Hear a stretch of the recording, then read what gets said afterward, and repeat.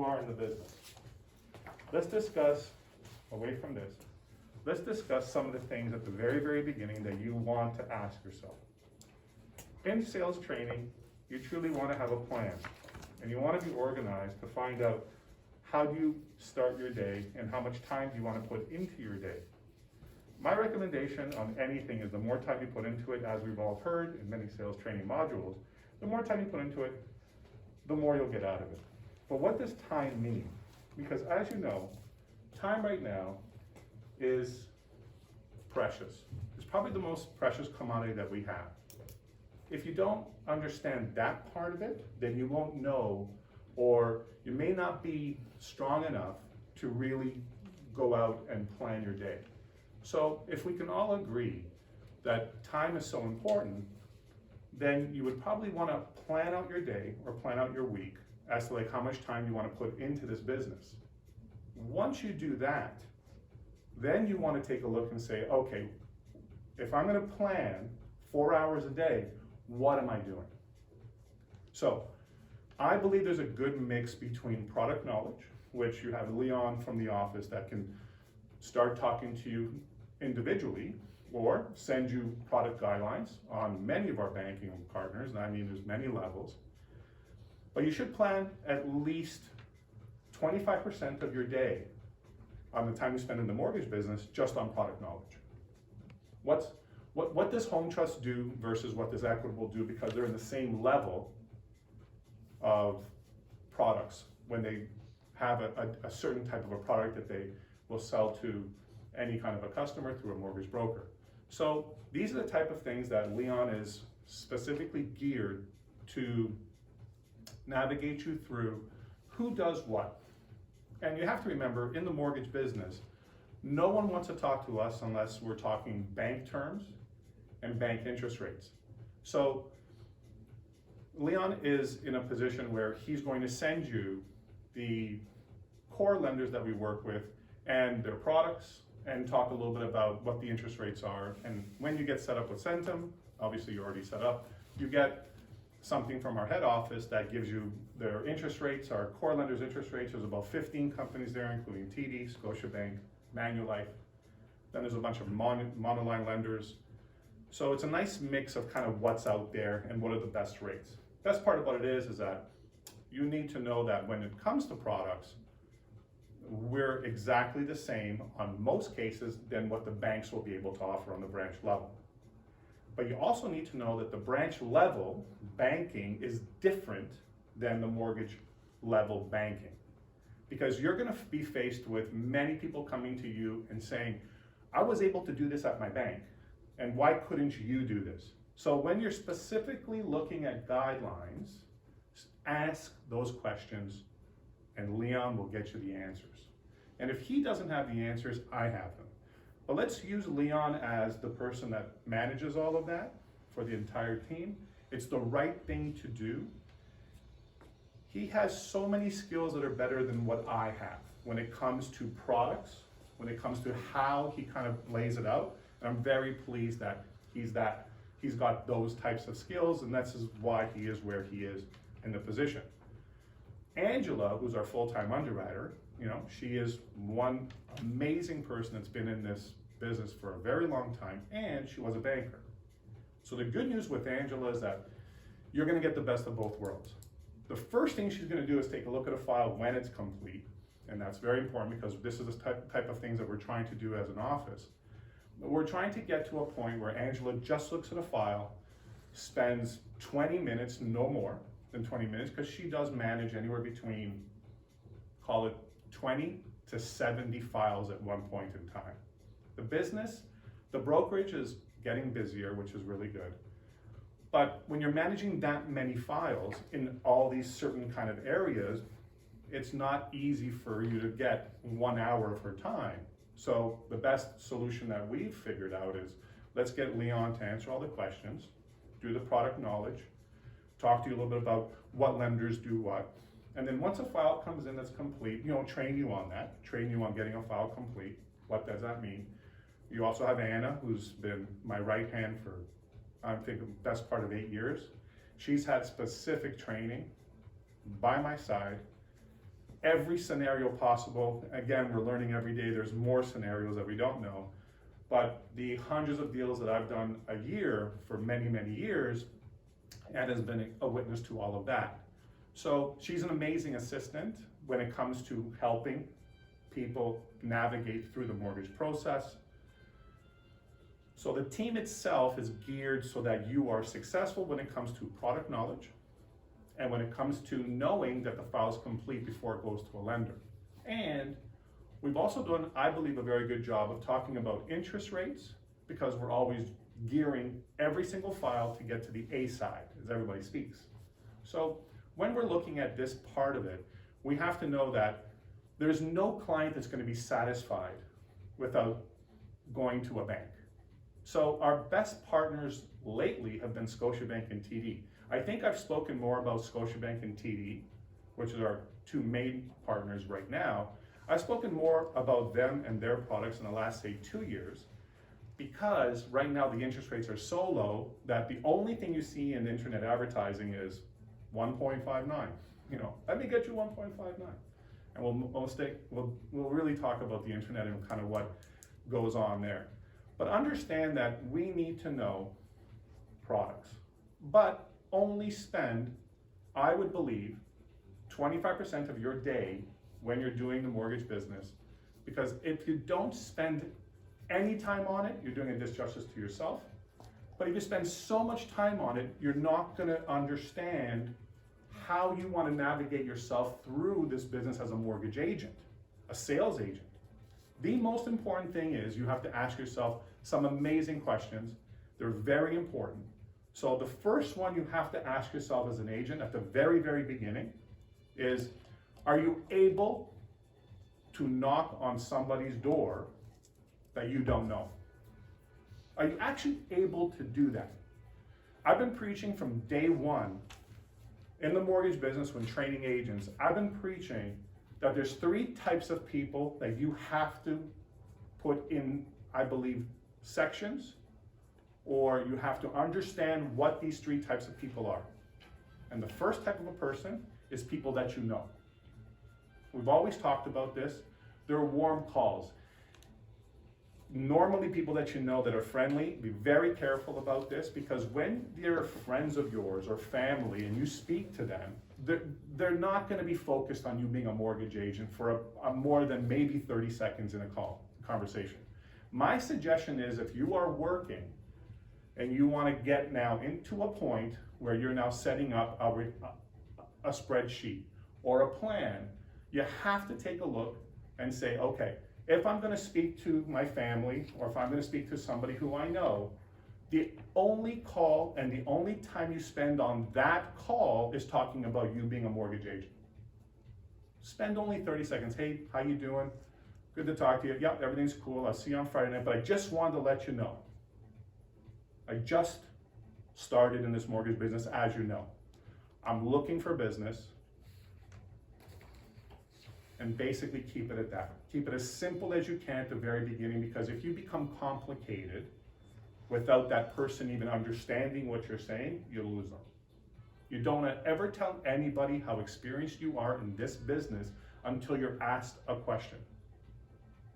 And that's why product knowledge is important, but I don't think you should be spending so much time on it. I think you should be spending a lot of time on who are people that you know and how do you communicate with them. Here's the best part. On your spreadsheet, you should be looking to say, okay, who are they? Are they receptive? Can I speak to them about this? Because if you're not analyzing the people that you're speaking to, and if you don't understand who you're speaking to, then you don't normally get to a point where there's success. If there is success, it's because all the moons aligned and everything was perfect, because you actually knew this person for 40 years. Everything was fantastic. You know exactly how this person walks, talks, thinks, and you can actually talk that language so that you're focused, you get them focused, which is really important, and that's all in 30 seconds. Best part about it is that you have some product knowledge. You don't need all of it, because you're not going to go and talk about a home trust HELOC when it doesn't matter. Unless the person asks you a question. Oh my God, really? Yeah, I know you're in the mortgage business. Fantastic. This is great. I've got somebody that might need your help. Okay, great. What do you do to get started? Simple, let's get started. How do you want to do this? Continue to ask the person that you know how they want to do this. Do not go and start dictating the conversation, because again, you may not know that that might not be something that they want. They may just be doing it because they're being kind to you, they're being nice to you. So you don't know what the situation is, but the best part about it is, if you use certain words when you're talking business, it's going to focus people. So what I'm asking you to do is understand words. Words are really important at the very beginning. I've always preached when people have come to talk to me about sales training, I've always said, okay, get to a point with people that you know and ask them a very important question. How do I earn that business? I've always said it. In this business of money, it's all about that. The reality is that when you're dealing with somebody's financial situation, or you take a look at somebody on the financial end of it, it's actually very difficult, because I don't believe you want to do mortgages or sell mortgages to people that you know, because maybe for the most part, and in my experience, they don't want to tell you what their financial picture is. So you have to eliminate that. In the call, you have to be clear. If you're in the process of trying to keep things simple, you're asking them to find out or find maybe an opportunity with people that they know. So that's number two. So you have people that you know, and then you have people that you know that know people. Now those are what we call referral sources, real estate agents. Everybody talks about a real estate agent, but you have to know, when you go into this list of like, okay, who are my referral sources? Like, what do they do for a living? You have to know that 90% of the people that support a mortgage broker are real estate agents.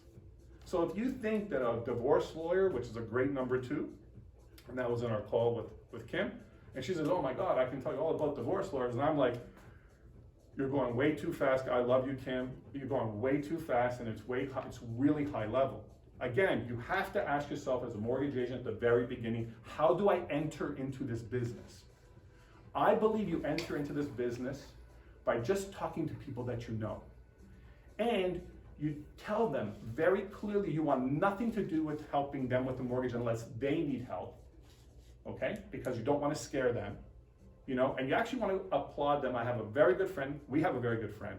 His name is Brian. And Brian's like our little brother. And I want to talk about Brian today because you need to know the truth about how I do business to hopefully help you do business. So Brian, I mean, he's my brother's best friend. And we've known Brian, he's like family. Korean, of this Korean descent.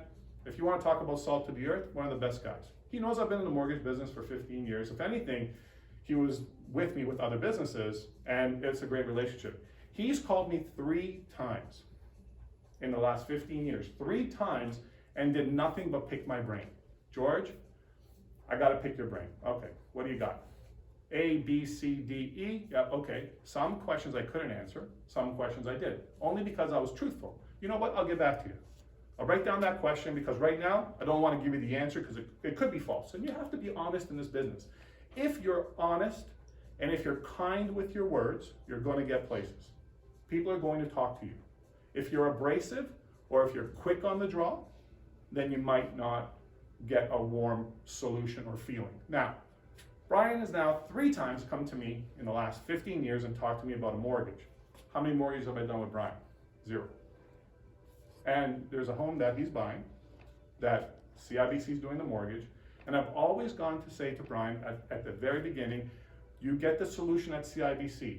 And the reason why is because Brian's actually given me 10 clients in the last 15 years. 10. And I'm not kidding. And some of them were painful. You know, we did the mortgages and it just didn't work out the way the expectations were, because again, in this business, you want to manage expectations. But we managed to get the job done because once you get into a mortgage file, then there's going to be trauma. And you have to know that if there isn't trauma, there's something wrong. So you want to prepare your clients for this stuff. But we'll keep it simple today.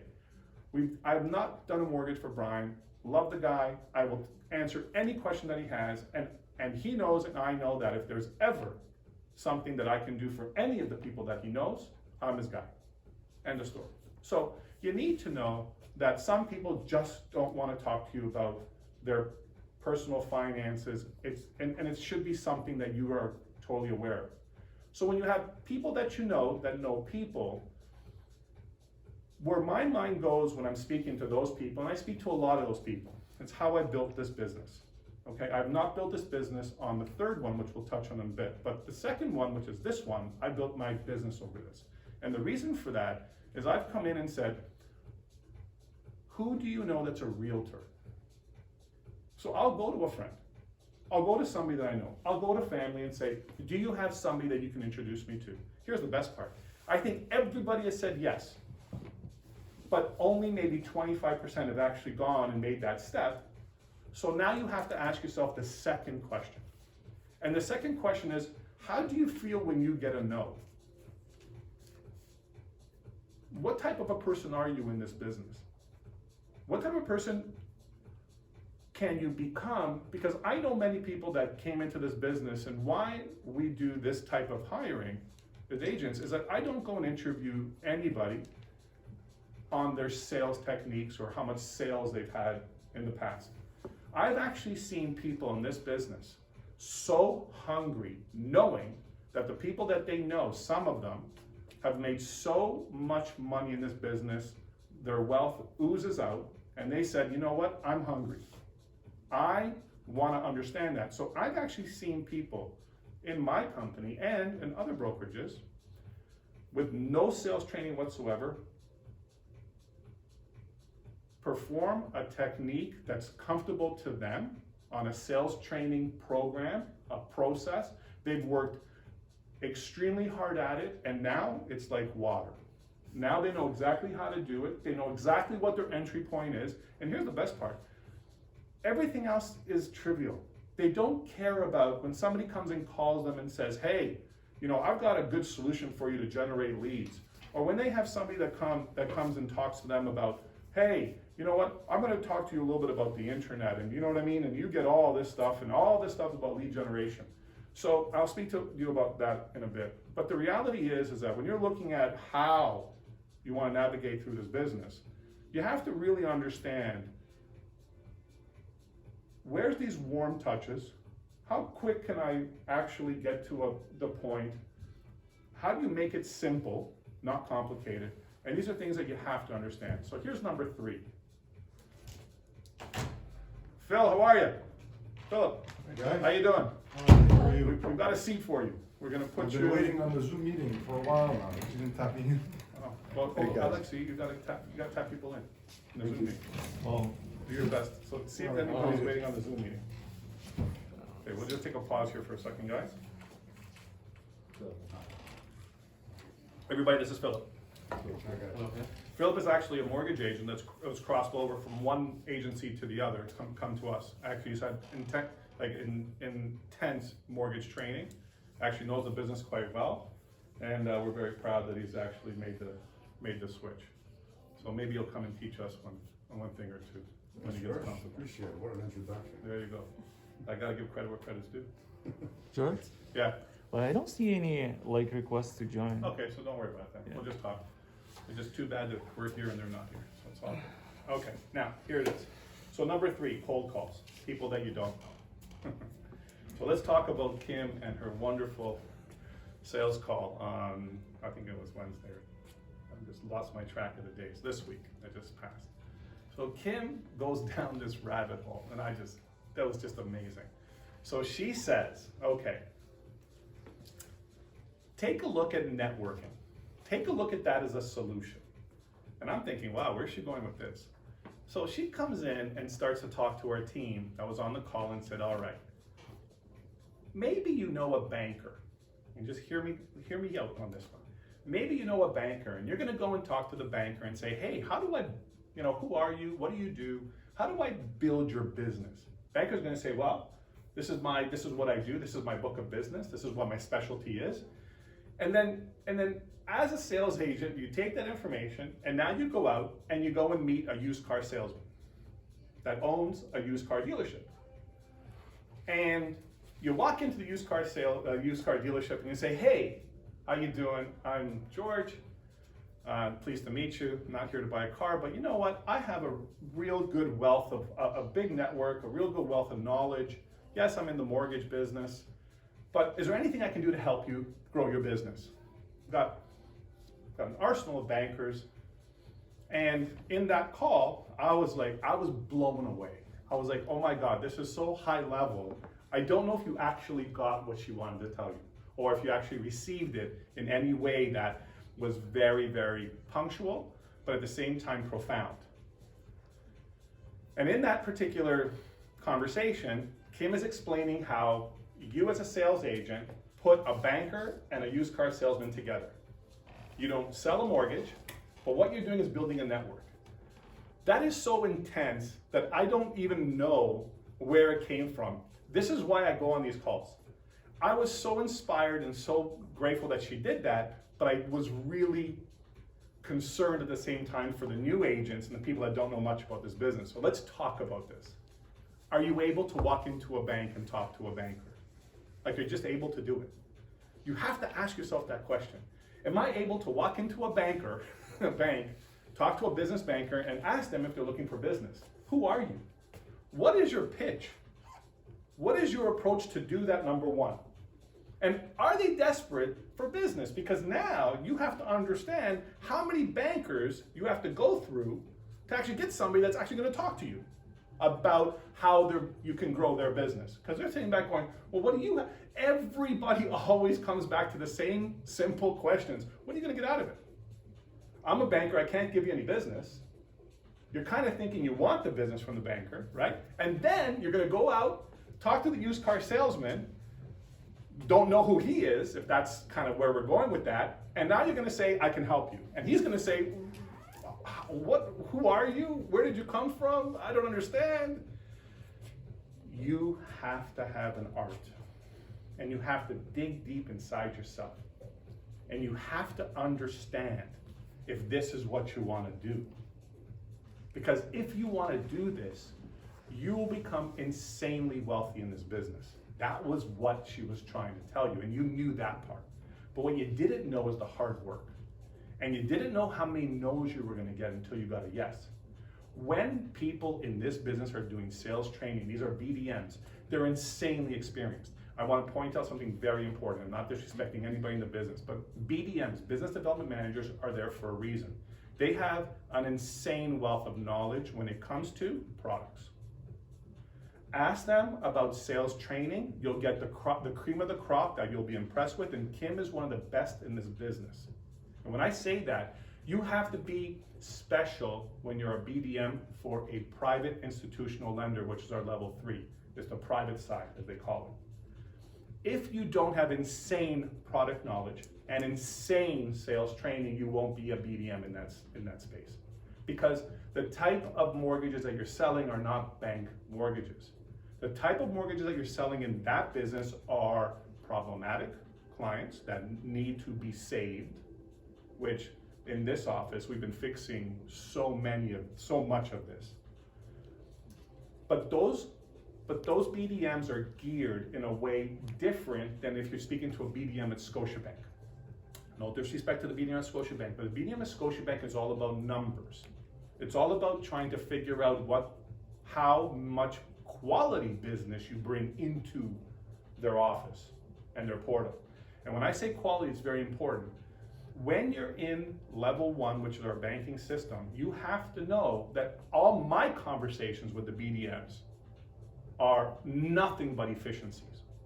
George, you submitted 120 deals last year. Let's break it down per quarter. Let's talk about what deals closed and what deals didn't close. And here's where it gets very interesting. Why didn't it close? And I'll tell you, 75% of the time, it's because we didn't do the homework. We didn't know the client.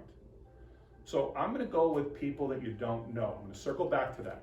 You're going to go in and you're a cold call specialist. If you're a cold call specialist, every single brokerage will want you. I'm going to have a hard time keeping you. I hope I do. Those people are special. Those people you don't find in this business or any business like you would find somebody who's different and, you know, likes more of a warm conversation. Those people who like warm conversations like me, because I will tell you I've had training in both. I've had the luxury of working for Rogers Cable when pay TV first came out, and it was actually a cold call center, and actually worked when I was in high school for 2 years, cold calling people and selling pay TV. So funny enough, 35 years later, here I'm looking and going, oh my God, I've got this experience. I was actually top 10 many, many weeks when I was actually selling pay TV, but you can't imagine how difficult that was. And here's the next thing about cold calling. If you are a specialist, you'll know this. Everything is scripted. You got 2.6 seconds. Are you able to do that?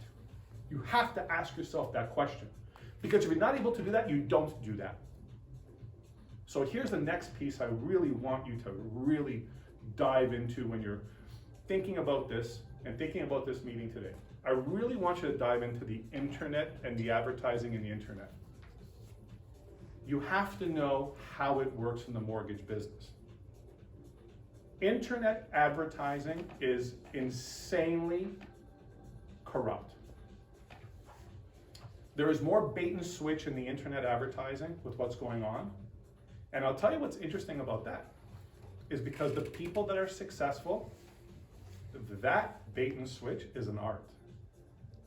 Hey, thank you very much. You sent me the application. Fantastic. We'll get you that 1.59.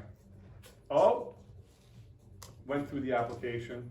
Something was wrong with the credit. Now, a very detailed email. You know what? Here it is, but simple. I mean, on art. I've seen it. It's insane how it works. But you know what? We can get you the 2.79. We can get you into your home. Everything's fantastic. You know what? Can you please let me know in, ready? 12 hours. Now, imagine this. Does that person that does the internet advertising, that's getting that lead off the internet, do they care if you say yes or no? Because they do care. But do they know that the chances of you going with them have now increased because you have their information and the application? If you're going to do any internet advertising, here are some of the points that you need to know today from here on in. Number one, you're going to have to spend money. If you don't spend money on the internet, you won't get any quality leads. But here's your problem with quality leads. Because this is the stuff that you need to hear today. Quality leads. What does that mean? There are so many lead generation portals out there, and yes, I have about 5 that I look at, subscribe to. And the reason why I do it is because I'm in the position that I'm at, so I can come and bring this wealth of knowledge to you to say, guess what? It doesn't work. There is one lead generation system right now that gives me about 10 leads a day. So let me tell you about those 10 leads. Number one, half to 3/4 of those leads, the emails are wrong or the phone numbers are wrong. True story, it happens all the time. You get a lead, it comes in, 17492656566666522222355. Really? Okay, that's what you're paying for. The ones that are looking for a real mortgage, I want you to ask yourself, how many mortgage agents have they talked to before they came to you on the internet? You have to ask yourself that question. Because if you ask yourself that question, then maybe your approach is different.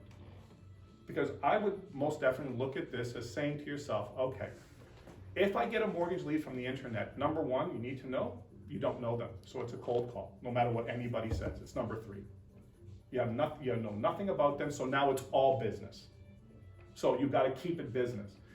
Here's where you have to know that you have to be on point if you're going to spend any money on the internet and do any advertising on the internet, is that you have to respond to them in 3.2 seconds. Because if you do not respond to them in 3.2 seconds, what happens to the lead? Gone. He didn't talk to me, she talked to me. So if you're going to advertise on the internet, you're going to do any advertising on the internet, what do you need to do? Now you have to spend 8 hours a day in the mortgage business, not 4. You have to spend 25% of your time, if not 50% of your time on product knowledge, because now your approach is, I have to know. Because here's where everything breaks down as a mortgage agent with respects to the office itself and the mortgage agent themselves. They'll come back and have there's a question. Can I get this answered? Please, right away. Now imagine Leon, Angela, George, Anna, 70 files in the pipe, for that matter, 20 files in the pipe, okay? Imagine now, questions gotta be answered right away. And Leon's on a Zoom call, George is on a sales meeting, and Angela's not able to answer because she's now fighting with a file. The answer comes an hour later, because as you know, you will be witness to Leon's responses when you send an email. So you actually know the data right now. If you've now sent emails to Leon or the team, you're gonna know, and you have to gauge this, because this is the team that you have now, this is the office that you have. You've gotta say, what's my response time? And you have to look at this to say, okay, am I able to spend my hard-earned money on the internet and get a response time within an hour? Because if you don't understand that part of it, then what happens? Frustration sets in, you become very frustrated because you need sales training, you need product knowledge, you need everything. But here's the thing, how much time are you spending in the business to get to that point? Because I would prefer that you spend time in the business to become a specialist if you're gonna do this. I don't want you, everybody here in my office is a general, they're a general agent as they call it. You've got all the products in the world. For that matter, we haven't even started training on business financing, which we offer out of here. But the reality is that I have not restricted anybody. You want to finance a farm? No problem. We're going to finance a farm. You know what I mean? We're going to get to that lender. It might take some time, but we'll get to the lender. You want to do a second mortgage, 95% loan to value? No problem. We got that. If you're going to advertise on the internet, you have to know that you have to now become a specialist in a field. What is it? Second mortgages, first mortgages, private, bank. Here's the worst part about a bank. You want to go AAA like everybody else does? Well, if you're not advertising 1.19, frustration sets in because our office and our rates are with a buy down, we're actually at 1.34, and I don't know if you guys know that. You buy down all of your commissions, you have no commission, you want to build your book of business, home trust, less than 20% down payment, or more than 35% down payment, 1.34, 5-year fixed. And yes, I know it because I have to know. The reality is that good enough in the internet? If you're going to be a AAA mortgage agent that will beat the banks, because you're going to advertise that, right? How are you going to get anybody to come to you? You're going to pay for that internet advertising. The frustration sets in because we have so many agents that come to me in the past, and they've said, George, we got to be 1.19. So let me talk a little bit about 1.19. There are two ways a 1.19 mortgage happens in this business when nobody else can do it. Number one, the brokerage is insanely powerful. They do a lot more business than we do, and one of their lenders says, I got a special for you. It happens. And I'll tell you right now, we get those specials once in a while. Because we have a lender that comes to us and says, you're top 10 in our book of business, we got a preferred broker, we got a special for you. And you get that. And you're gonna get that from Leon. And that's the first way that we may not be able to beat the other brokerage. Number two,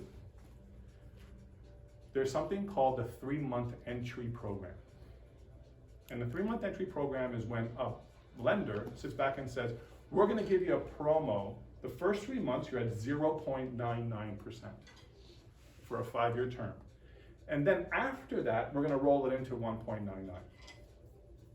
Because it's an introductory promo, it's a thank you very much. You know what? Great stuff. Thank you very much for being our client. We're gonna give you 3 months at 0.99, ease you into the mortgage. Everything's fantastic. Will you ever see advertising like that in the internet?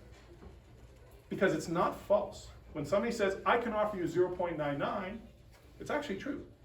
And that's been challenged with FSRA all day long. And they've done nothing wrong other than the big challenge right now and the lobbying right now is, okay, do they have to disclose it's a 3-month is a 3-month special? Do they have to disclose it? But the reality is that it's the lender offering it, not the broker. So there's tons of issues that are going on in our world that you need to know. Why you lose deals on the internet when it comes to interest rate. My office, I'll tell you right now, out of this office, we won't do that. And I'll tell you why. I did that years ago. Let me ask you a real good question. I give you a mortgage at 0.99. 3 months later, it rolls into like 1.99, and you were all for it. But the payment goes from $2,400 to $3,100. I can almost guarantee you more than 50% of the people that rolled into those mortgages will never call me again. He tricked me because my bank was offering me like 1.69 for 5 years. So he tricked me. No, I didn't trick you, but we spoke about this. The issue that you have as mortgage agents, and I have this all day long, is that you have nothing but selective hearing. And you have to battle through that when you're talking to a client. If you can believe that everybody that you speak to only has selective hearing, you say all of these words and they only hear one thing, 0.99. They don't know about the deal, they don't care about the deal, they're hungry, this is fantastic. What's my mortgage, George? Your mortgage $2,400. Oh my God, fantastic. But your mortgage is $3,100 when it rolls in. Yeah, okay, just, this is fantastic. And then the wife's looking, or the husband's looking, and they're like, really? No, it's good. And the mortgage broker is really happy because, we did a sale, everything's fantastic. The amount of people that called me and said, how dare you do this to me, after I was clear with them, was overwhelming, number one. Number two, no-frills mortgages. You need to know what a no-frills mortgage is. A no-frills mortgage is when an A lender comes in and says, I'm gonna beat the rate. George, what do you got? You got 1.59? Okay, we can do 1.49, fantastic, but there's restrictions. 1.49, there's restrictions. And the restrictions are, they cannot refinance the mortgage. They cannot break the mortgage other than a bona fide sale agreement, ready? From a third party, not even family, within 5 years. Regrettably, I sold those mortgages 10 years ago because I said, hey, I can beat the rate. I was on the internet advertising, and I did. That's the best part. The best part is when it actually happens. I'm a product of it. I regrettably did this because I will tell you what happened on one case, and it's still pending today. I have a really good person that I did a mortgage for 3.5 years ago. And he says, George, I don't care. He's an executive. He makes $325,000 a year. This is AAA. Good boy, good family. George, you're my guy. Thank you. What do you got? I got this. I go, whoa, what? Really? And back then it was like 2.39. Everybody's up 2.79. I'm 2.39. I tell him, I go, Andrew. His name is Andrew. Andrew, you can't get out of this, but I'm not going anywhere. You know what I mean? Like, I'm good. I'm not going anywhere. Solar panels on the roof. Do the mortgage. 3.5 years later, which is just now, calls me up and says, I'm building an addition. Got to refinance. I said, hey, remember we talked? He says, yeah, don't worry about it, man. Don't worry about it. You can do it. You're George. You can do it. Call the lender. Break it. But let's talk about this for a second. let's back it up a little bit here. You got to stay in the same for 5 years. But what does that mean? Well, I mean, we spoke about this 3.5 years ago, and we're speaking about it now, that you can't do anything. No. You tell that lender that we're gonna break the mortgage because I need another $150,000 to build the additional house. It is the most uncomfortable feeling, and yes, there's tons of trauma. I will never sell those mortgages again out of this office. I won't do it, only because of selective hearing. And if you don't know anything about selective hearing, you're gonna hear it today. You do not expect anybody to listen to you 100% of the time. It doesn't make sense to them. And if you think it does make sense to them, we got major problems. Because our business has become insanely specific. So let's talk about this. When you're looking at the business, when was the last time that you ever had a bank come to you, if you've ever done a mortgage, and tell you, well, if you're gonna finance, if you're gonna purchase and it's less than 20%, here's your interest rate. And if you're gonna purchase and it's more than 20 or 20% or more, well then here's your interest rate. This has only been in existence the last 3 years, 3 to 4 years maybe. 10 years ago, 15 years ago, when I became a broker, when you went to a bank, you had one rate. When I went to a bank, it was one rate. Now there's 3 rates. And here's the best part, there's actually 5 rates. And we don't even talk about the other 2 because the other 2, you don't even want to go down that rabbit hole. Specialty lending, home lines, prime plus this, like it just keeps going on and gets more specific. So how is it that if you don't understand it, how is your client gonna understand it? Like really, do you expect your client to understand it? So, number 3, internet cold calls are 100% on the internet side. You don't know anything about the client. You have to be on point, you have to be razor sharp, and you have to double your time in this business to learn it. If you don't do that, frustration will set in, and you're gonna miss the most important opportunity of doing very well in this business for all the wrong reasons. So if you're prepared to spend the money, and this is the painful part, spending the money for lead generation, and you have to know that a no is gotta roll off your shoulders, like it's okay. All right, we're good. Are we good? Like, what do you do after that? Because so many people in this business don't understand like how to handle a no. Here's the best part. What is a real no? Is it silence? Yes. Is it actually somebody telling you, I don't want to do business with you? How do you handle that? How do you get a call and handle that? Now, let me explain something. When you understand how this works on the sales side, you're going to know how to handle those no's. You're going to have to figure out if you've got enough strength to go back to that client and say, what did I do wrong? It's the most painful part of our business, but here it is. If you have the strength, you have to ask yourself, are you able to speak to the client and say, thank you? Are you able to understand, or do you have the makeup? Because you have to ask yourself questions. Do you have the makeup to sit back and say, why didn't we do the mortgage? Not, why didn't you go with me? It's not you. Maybe it is you, but why don't you just say simple trigger point words? Why didn't we do the mortgage? What made you work with another broker or another bank? And you know what? Here's the best part. If you can actually compile, if you can get to that point, which is very special, I will tell you right now, I do this personally. It's the most painful part of my business, and I have many painful parts of my business. That one is probably one of the most painful parts of my business, but it's the one that I learned from. And it's the one that I know that if I have the same answer 5 times out of 10, George, your rates were not good enough. I would have gone, you know what? Seem like a guy that you know what you're talking about.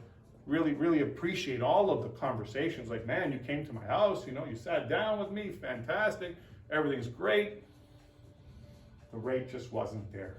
And that person offered me the rate. So here it is. You do all this work, Now, how do you feel about it after? Are you able to get up off the floor and say, hey man, did I learn something from it? Like, what do I do best? Because you can bring all of that back and say, I need to beat the rate. But you gotta know what the rate is. You just can't say, I need to beat the rate. No, CIBC has a special right now, 1.49. Home Trust has acknowledged that, okay? And there's a select amount of brokers on the A side, select, which we are one of them, thank goodness, and I'm very proud of that we have the 1.34 with all the whole buy down, because it's the only way we can do this. Out of my office, you can buy it all down, but here's the best part. 1.49 CIBC, Home Trust on 80 basis points on the A side is 1.54. So why don't you buy it down by 10 basis points, go 1.39 or 1.44, beat CIBC at 1.49, risk half your commission, get the sale because, 0 times 0 equals 0. So maybe now you get the sale, and here's the best part. What type of advertising do you think, because it'll only happen 10% of the time, but what type of advertising do you think that client may do for you? Isn't that the best kind of advertising? I built this business this way, where I've sat back and said, okay, I hope I did a good job, which, believe me, many times I didn't. But we struggled, we got through it. And here's the best part, when they call you after 6 months and say, I got somebody, I'm gonna refer you somebody, I thought it was a disaster. Best part about this whole mortgage business, guys, is time. And I've been preaching time for the longest time. I've been preaching it for the longest time. Time is the best part of our business. Number one, all the trauma's gone, because if you actually can get somebody into a 1.44 mortgage, and yes, it's turbulent, and if you can actually prepare the client, and yes, they have all kinds of issues, and they don't want to listen to anything, and they don't know why they have to go get more paperwork, and I don't know why. Do they want my kids, George? And I've heard that how many times? Do they want blood, George? I don't know why they ask me to show a CRA payment back in 2013. Forget about what's going on in 2020, 2019, and that's a true story. What is going on, George? And here's the best part. If the mortgage actually gets done and I'm a witness to it, after 6 months, all of it's gone. Yeah, you know what, buddy? Yeah, that was pretty crazy, but yeah, good rate. I'm telling everybody. I'm like, well, you know how turbulent it was. So when you're telling people, you know, you want to get to 1.89, it's not going to be so difficult. You want to go down to 1.44, you got to know. You know, imagine now what's going to happen to your life in 5 years. So let's touch upon offense versus defense. And I've spoken to John about this in a very, very good conversation that we had about 2 weeks ago. And I don't know if I've ever spoken to any of you about offense versus defense. Who are you? Have you ever played sports? Have you ever been competitive inside? You have to ask yourself this, it's very important. And when they say competitive on a sports level is a good analogy, I'm okay with it, but here's the best part. Forget about sports. How competitive are you to make money?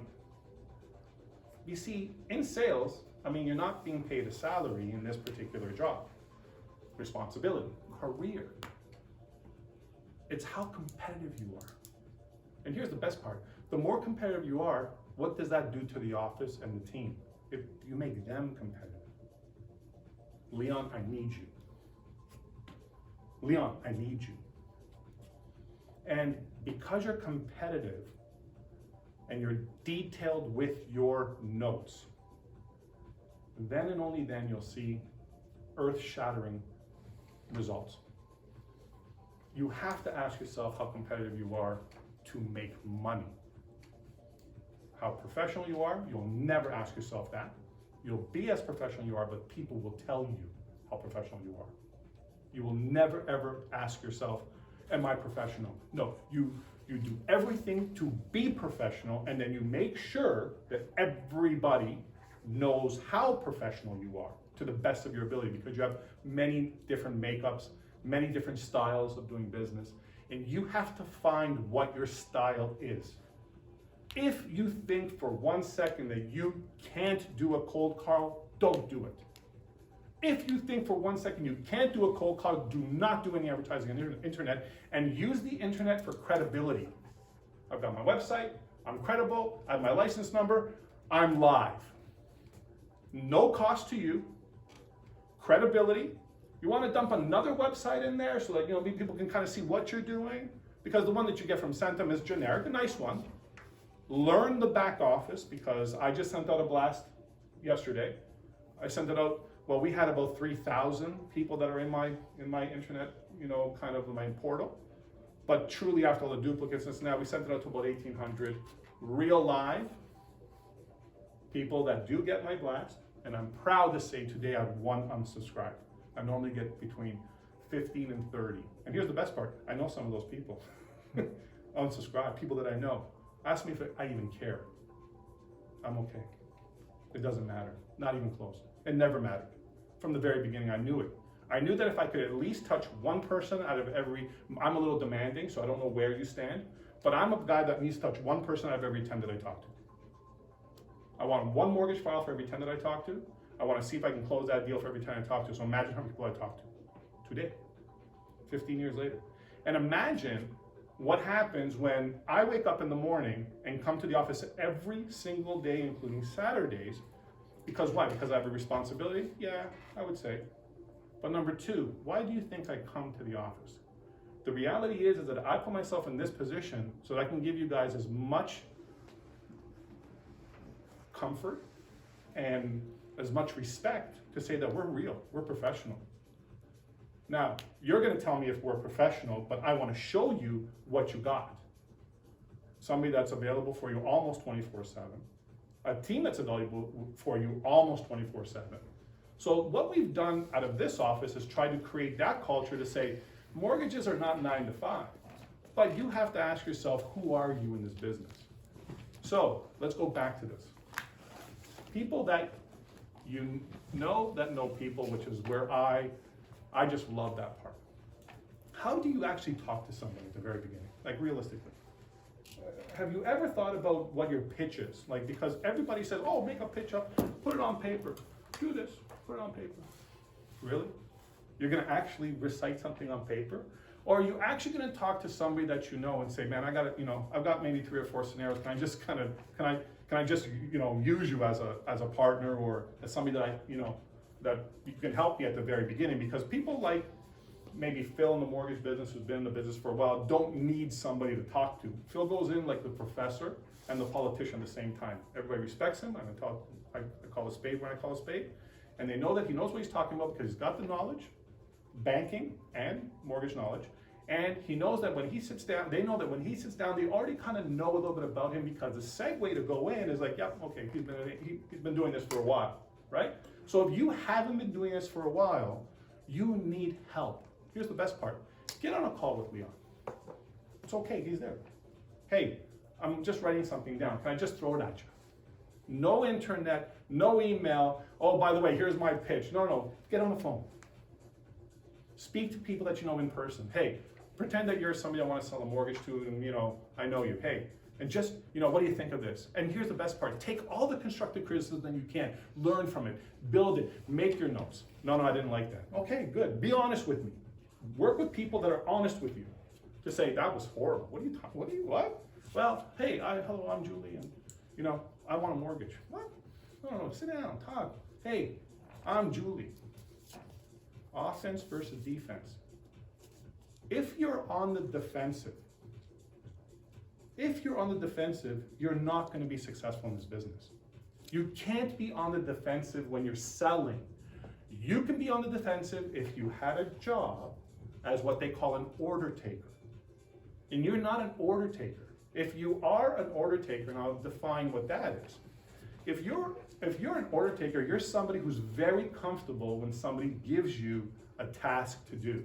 And we've got amazing order takers. I have some that I love dearly, and they're pros at it.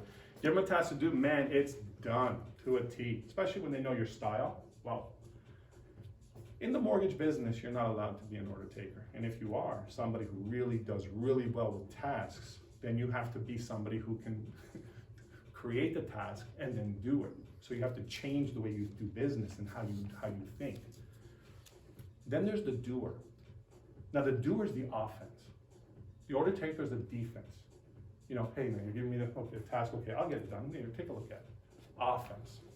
Now you're the doer. Hey, I need you to do this. Hey, we got a pitch. Hey, let me throw something at you. I'm trying to figure this out. I'm trying to build my business. When you give keywords to people, they understand this very carefully. And they say, hey, you know what? Hey, this person's serious. Best part about it is, if you become a specialist in the business, which I applaud. I like the general piece, but I became a general piece and my business was affected by it at the very beginning because everybody thought that I could do everything general. You got the best rates, you got the best private guys, it's a hard label. Here's a specialist. I do second mortgages, 80 to 85% loan to value all day long, give me a call. And by the way, I got 100 lenders, and yes, I'm 6.99. Who does that? In our business, who does that? But if you become a specialist, you start talking that language, you start going into every single lender that we can provide to you, and here's the best part, go on the internet and find the lenders. We're okay. I gotta know that they're licensed, but we're okay. We have a lender. They're telling us we can do a second mortgage 6.99. Find out what the criteria is. You now become a specialist. Here's the best part. If you're gonna do internet advertising, which I keep going back to that, then become a specialist in the internet. Second mortgage is 6.99, 80 to 85% loan to value. You may get a real, 1 out of 100 may call you for a real deal. So in this business, understand offense versus defense. Why you're defensive? Number one, you don't know the products. So you gotta really, take some time and learn products, but learn specific products. First mortgage products, second mortgage products, loan to values. What's a GDS, what's a TDS? Simple things that will get you started. What does this lender lend that that lender doesn't lend? Go into like properties when you're going into lender guidelines. Be inquisitive, ask questions. So offense versus defense. When you go into a meeting, How do you go into a meeting? Like, somebody's called you, now you've got a warm call. They come in and said, hey, how you doing? Need to speak to you. Oh, okay. And then, great. What can I help you with? Obviously, it's a mortgage question, or is it something different? You get into the conversation, and all of a sudden, you identified this person now needs your help. Now, are you on the offense or on the defense? When they need your help, are you now reciting interest rates, because that's what they want? Or are you saying, hey, let's get to work? This is fantastic, but again, there seems like there's some issues here that we have to clear with the lenders. The art of clearing with the lenders, speaking to my office, the art of this will save you on so many different occasions because one, you're honest, which is very important. Two, you actually get more product knowledge when you actually now are specific to something because we can get to it and say, here's the specifics to that. Here's the best part. Three, you may not like the answer. So now, what's the art of selling it? Because you might not like the answer. Oh my God, they want 6.99, and all of the lenders are coming in at 8.99. What is the art of selling it? Ask that question to Leon. For that matter, that's a question maybe for me. Because say, Leon, George, I need your help. And Leon will say, okay, you know what? This is something that's maybe high level. Maybe to a point where I want George's input in it, and you will get the input. And here's the best part. We might not be perfect because you still have to analyze many things for the client. First conversation is always important, but you have to be on the offense to ask the questions. Hey, what's the situation? And you have to know to be honest. If you're honest, because people fear that if they're honest and they don't know, then people will get really scared. And I will tell you in this business, continue to tell everybody how specific the business is and how many products there are in the business that could help them. So now you got to go back into the team or the database to now do the research so you come with the best possible solution that you can provide, not the best possible solution that the whole business can provide. Be very careful. It always has to come back to you. But if you're saying, I'm going to come back with the best possible solution that I can provide, are you on the offense or defense? You have to determine how much offense you have to put into a sales call, a meeting, and for that matter, at the very, very beginning. So, spreadsheets. Understand that we're in a position where you should be putting down all of your referral sources, phone numbers, emails, contact information, and map out the next 3 to 4 days of your life in this business to make arrangements on how you talk to people at the very beginning. Now, let's talk about tools. So what's a mortgage tool? Do you have your interest rate sheet? The one that we send you that is kind of custom to you. So that's a tool, right? Do you have a mortgage calculator that you want to send to the client, or you want to talk to them about a mortgage calculator that tells them that, you know what I mean? Away from me, here's a mortgage tool that I like. It's an internet based, or it could be something that you send them. I don't know. Number 3, lender guidelines. I have no problem if you send a client a lender guideline. You know, if they're being specific, say, got a lender, it's a specific, you have a specific thing. Now, here's the best part. You can make it in a way where you don't tell them who the lender is, because why would you? But here's the best part. In our business, if you're dealing with, say, First National, or if you're dealing with, say, MCAP or RMG, they're called broker-friendly monoline lenders that do not take walk-ins or clients that just walk into their office. They're not geared that way. So you're the only one, or another broker is the only one that could actually do a mortgage with that client. So you need to know that when you're in a position of offense, you want to really understand where to dictate the conversation and how to navigate through it. And yes, we're always talking about setting expectations. So understand where those expectations are. The art of the sell, and they always talk about this bait and switch, but the art of the sell is to basically look at how do you get them to a point where reality is set in, and here's the best that you can offer.